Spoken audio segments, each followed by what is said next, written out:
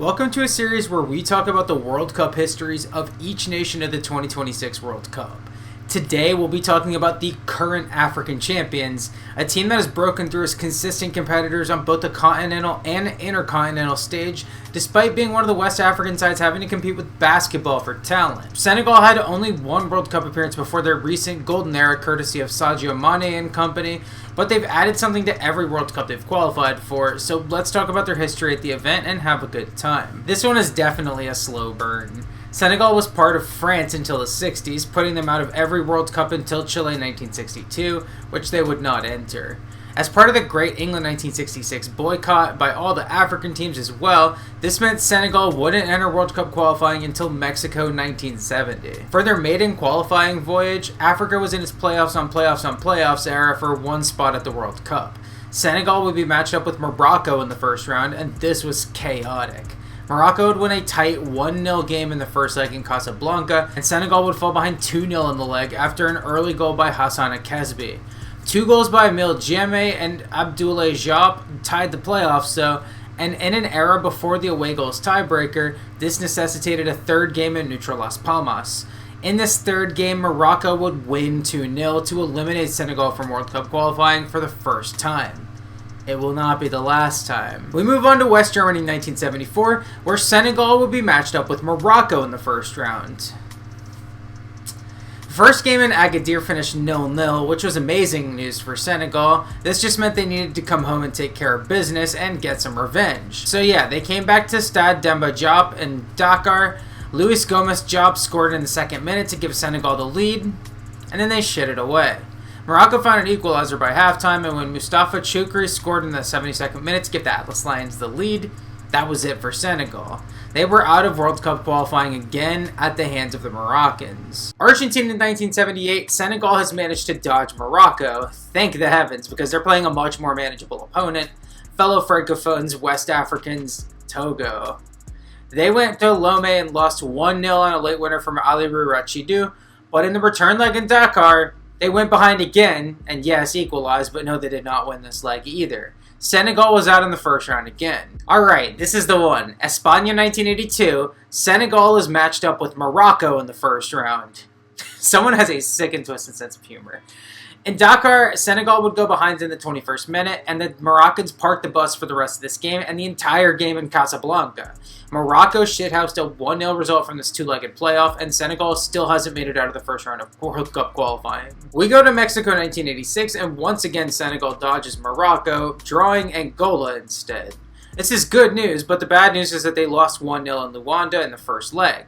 Going back to Dakar, Senegal needed to win, and they did, but they won 1-0 only to get the game to extra time. After 30 more minutes of scoreless soccer, this match went to a penalty shootout, and Senegal lost in the first round. Again.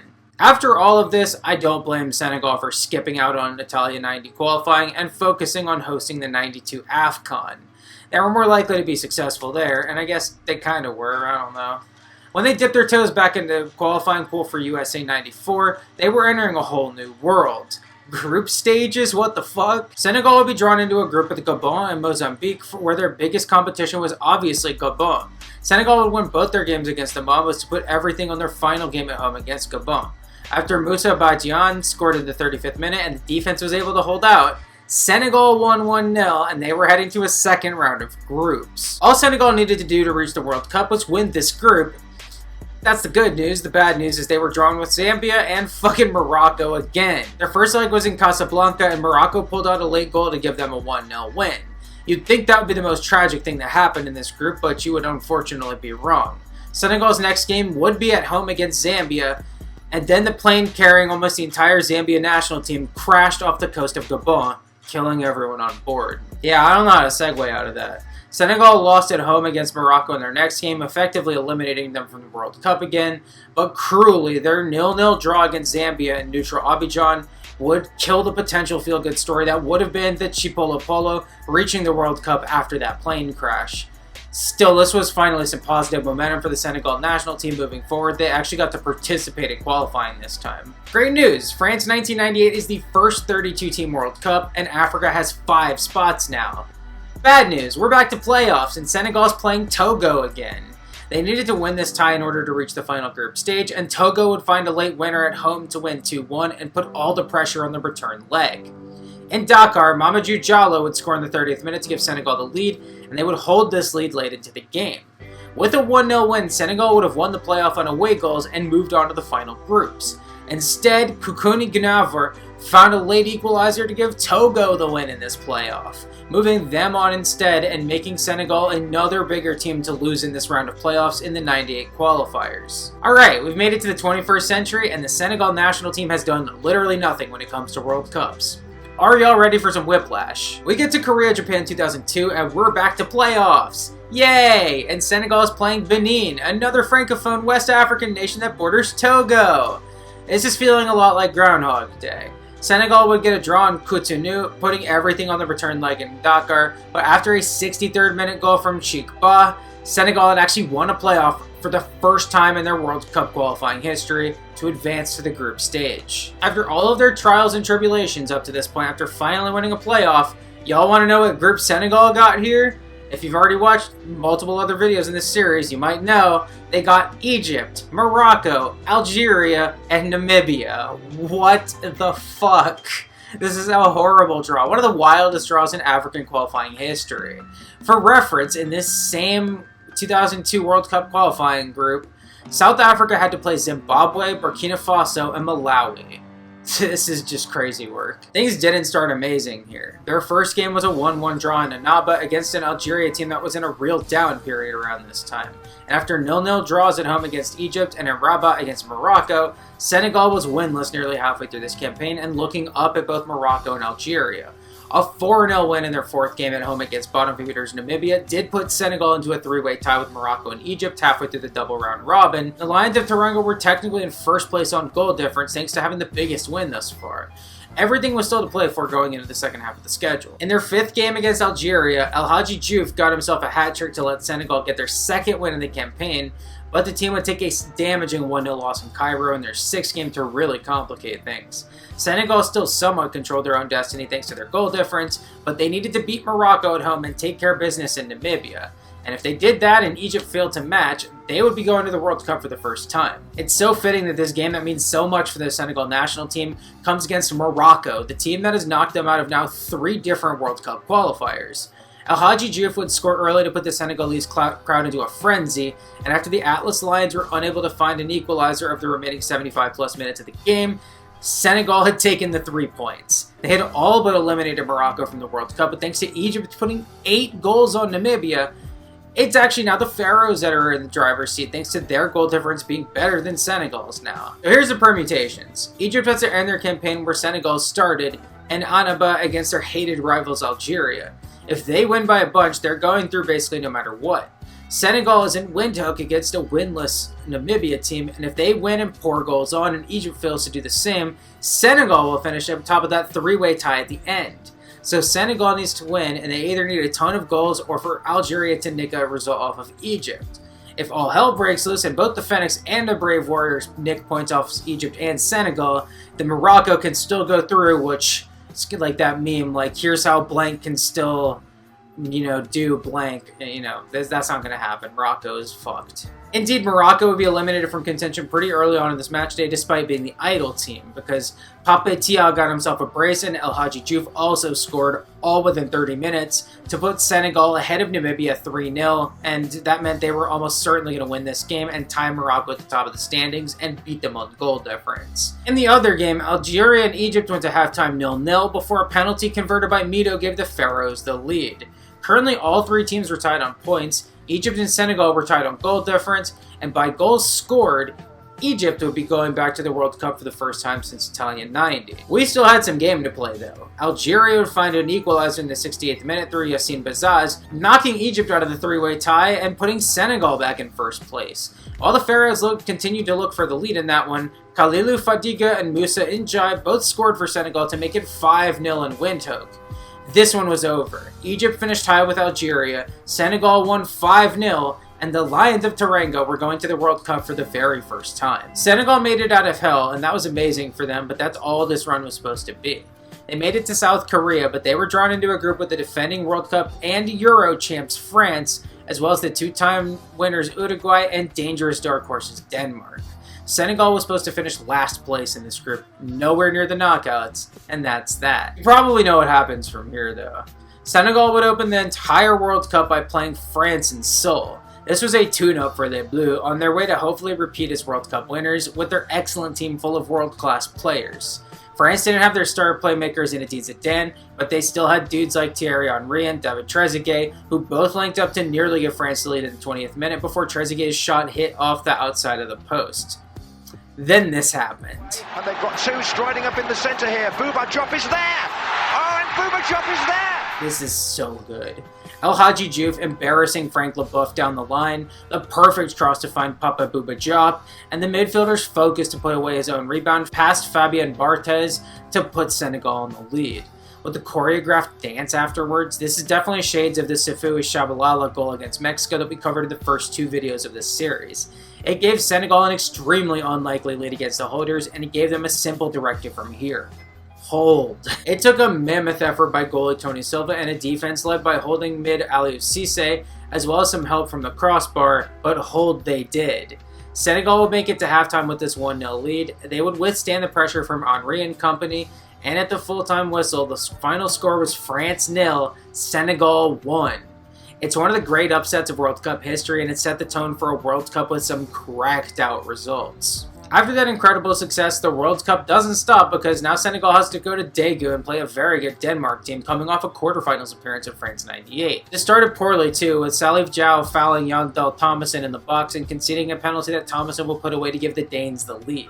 The game would get to halftime at 1-0, and this was a shitty game in general, but especially from Senegal coming off the massive effort at Seoul. Then the second half began, and the Lions of Teranga raced all out with one single move. An amazing counterattack sprang by a couple of passes led to Kalilou Fadiga running it, evading the Danish defense before finding the perfect through ball to Salif Diao.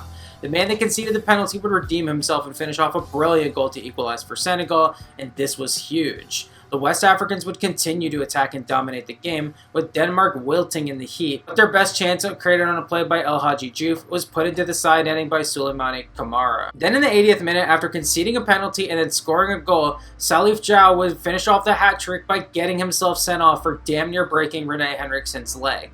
This essentially ended the game with both teams settling for the 1-1 draw that put them both in a good position to advance to the knockouts.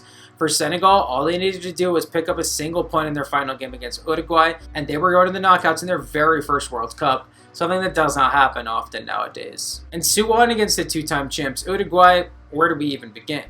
Senegal started off as the better team and got their reward for it when El Hadji Diouf picked off a bad pass and got into the box, where Uruguay's keeper Fabien Cabrini brought him down and bought Senegal a penalty. Kalilou Fadiga sent Cabrini the wrong way, and Senegal had the lead. Just a few minutes later, they made it 2-0 on the break when Henri Camara found Papa Bouba Diop, and the late midfielder was able to finish for another great Senegalese goal. Senegal made it 3-0 before halftime and basically ended things when Henri Camara put in a great cross for Diop again, and Diop would hit him with a flying kick and send it right above Cabrini, with the ball bar-downing across the line. Senegal took that 3-0 lead into the break, but in a very literal way, this ended up being a tale of two halves. Uruguay kicked off and immediately broke and scored, with Richard Morales putting the ball in the back of the net on a shit show of a goal. Uruguay continued the pressure, and for the first time all tournament, Senegal's defense was looking shaky. If they were concerned before, they would be downright terrified after Diego Forlan scored an amazing long shot goal in the 69th minute. Senegal would continue barely hanging on until late, when Morales flopped for a penalty and Alvaro Recoba put it in to bring it all the way back to 3-3. This game was just mental, one of the best group games ever, and Uruguay had a few more chances to win it in stoppage time, but they blew all of them, and by the skin of their teeth, Senegal held on for the 3-3 draw.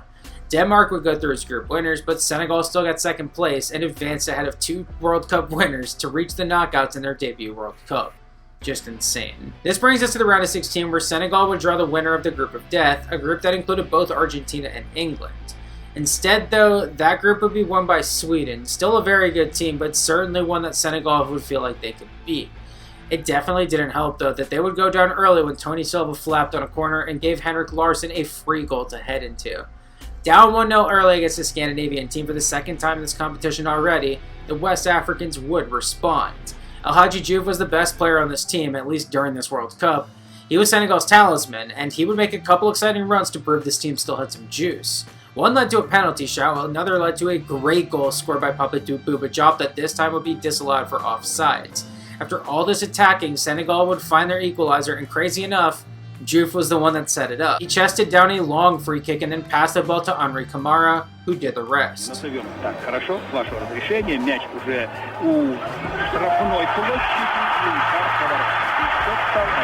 This is a great shot with so many Swedish defenders around him, and with Senegal's nerves now completely calm, this was a new game. The second half was more defensive, with Senegal not carrying over the attacking fervor they had at the end of the first half. Neither team really had any chances until late, with Senegal low-key being bailed out by Zlatan being Zlatan and being a bit greedy in front of goal. That brought the game to extra time, where we're in the era of golden goals and one single goal will end this game. In extra time, Sweden initially had the better of things, with Magnus Svensson hitting the post early, but Senegal would hit back. Diouf made another play, megging Johan Malby and almost creating one of the goals of the World Cup, but the finish just wasn't there. Senegal would have another attack though, and after Pape Thiaw set up Henri Camara, the man with the one goal already danced through a maze of Swedish defenders and shot. His shot wasn't great, it wasn't strong, but it was enough to beat Magnus Hedman and gave Camara a brace. Senegal found their golden goal. They were through to the quarterfinals. A country that hadn't even made it out of the first round of African qualifying until the 90s just became the second African nation to reach the quarterfinals of the World Cup. And what's even crazier is they got another winnable matchup here with another Cinderella team. The dark horse is Turkey. We covered their 2002 run earlier in the series. It was definitely more understated and less exciting than the Senegal one, but it was similarly unlikely. This game started out as both teams just bottling chance after chance, with the game getting to halftime at 0-0 in pretty unlikely fashion. The second half saw Turkey really take over the game, and they would have 100% taken the lead if not for the wastefulness in front of goal by Hakan Şükür. They couldn't find that goal though, so the game went to extra time, where one goal ends it. Again. Unfortunately for Senegal, that goal would come very early in extra time from Ilhan Mansis, who gave the Turks the golden goal that put them through to the semis and ended the great Senegal run at their maiden World Cup. That was an insane run, and the craziest thing is that it ended up being a total blip on the radar. We move to the insanity that was Germany 2006 African World Cup qualifiers, and Senegal gets what looks like a great draw. They just have to win a group with Mali, Zambia, Togo, Liberia, and Congo, and the Lions of Teranga are odds-on favorites to win this group and make it to back-to-back World Cups. In practice, this was harder than it looked. A loss in Lomé to Togo and a draw in Bamako against Mali left Senegal in a three-way tie at the top of the table, with both Togo and Zambia halfway through the double round robin. Draws in Brazzaville against Congo and at home against Togo left Senegal looking up at both teams with 2 games remaining, and even though they won their last 2 games, so did Togo. Senegal was out. Freaking Togo was going to the World Cup for the only time ever, and Senegal was not going to be given the opportunity to run it back. South Africa 2010 would see the old generation not properly replaced, and Senegal would fall flat on their face.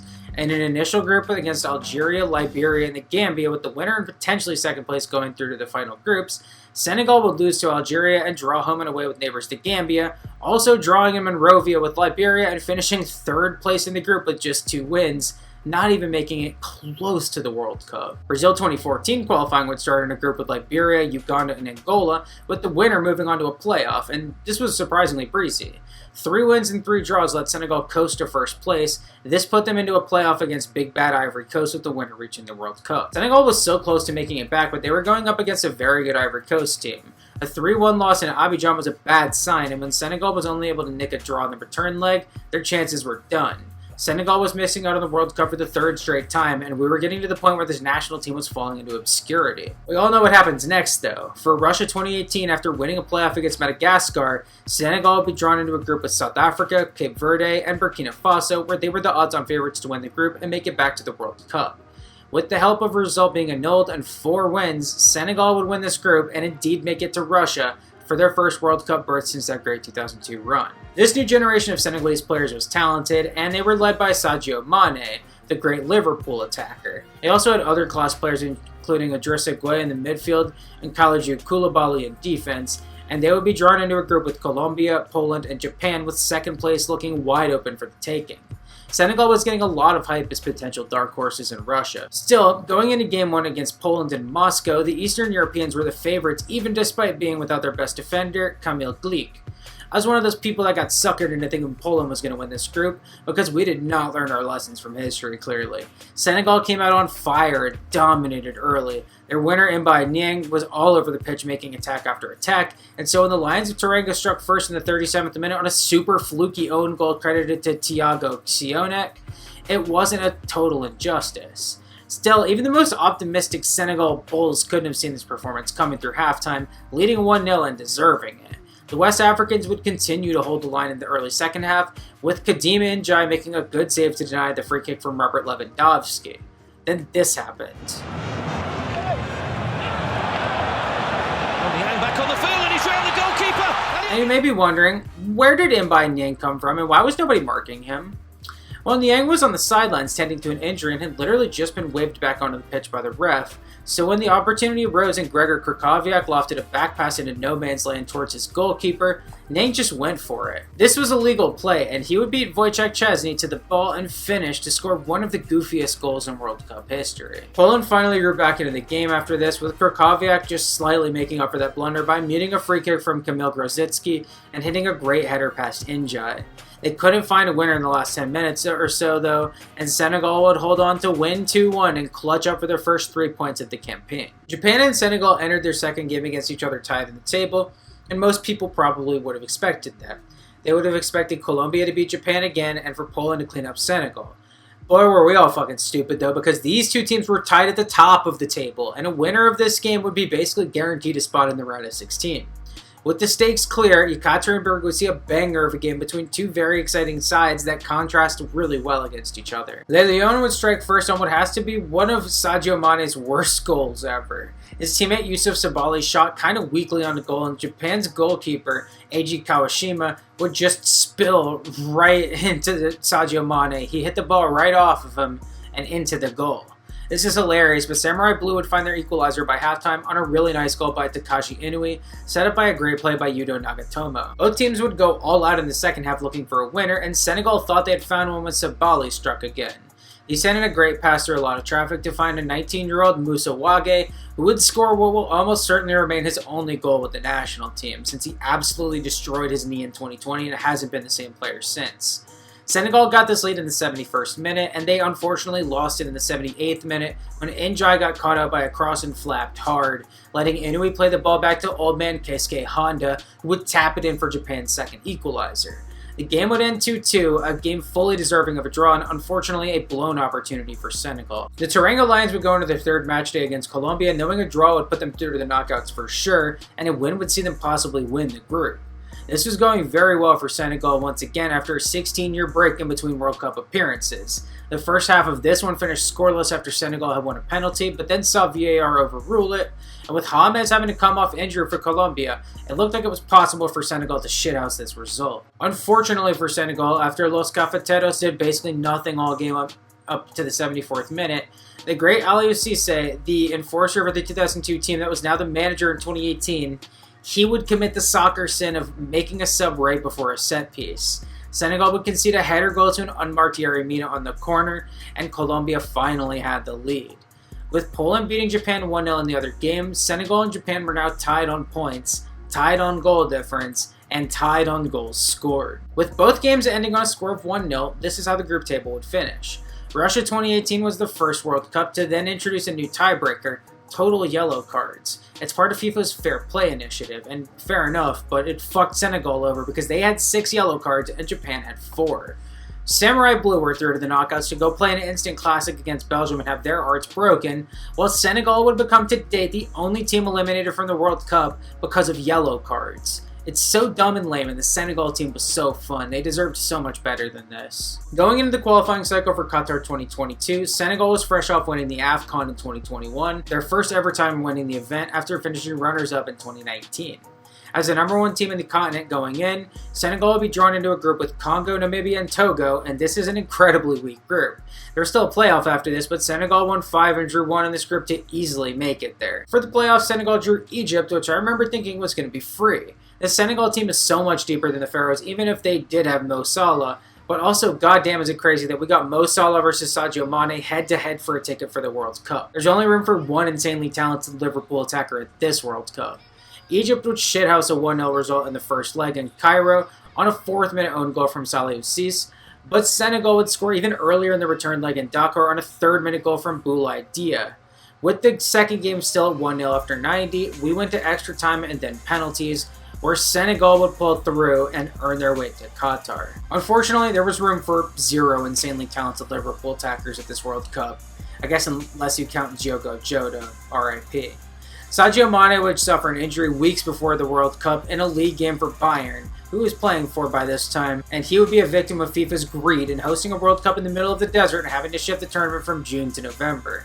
This really capped Senegal's potential in this World Cup, and in a group with the hosts Qatar as well as 2 other strong teams in the Netherlands and an emerging Ecuador, I and some others had Senegal being grouped again here despite having a good team outside of Mane. We would see that tested in their first game against the Netherlands in Doha, and the rest of the team showed that they could play with top competition. Aliou Cissé's boys had multiple good opportunities stopped by Andries Noppert in goal for the Netherlands, but late in the game with Senegal on the verge of a great point earned, Edouard Mendy would get beat to a ball by Cody Gakpo, who would head into the empty net for a free Dutch goal. As second in stoppage time for my boy theyve made it 2-0 Netherlands the final, a scoreline that did not indicate just how close this one was. Staying in Doha to play the hosts Qatar, they're finally able to break through late in the first half when Boulaye Dia took advantage of a really bad defensive error for Senegal's first goal in Qatar. They would get a second on the other side of halftime on a header from Famara Diédhiou, and that was it.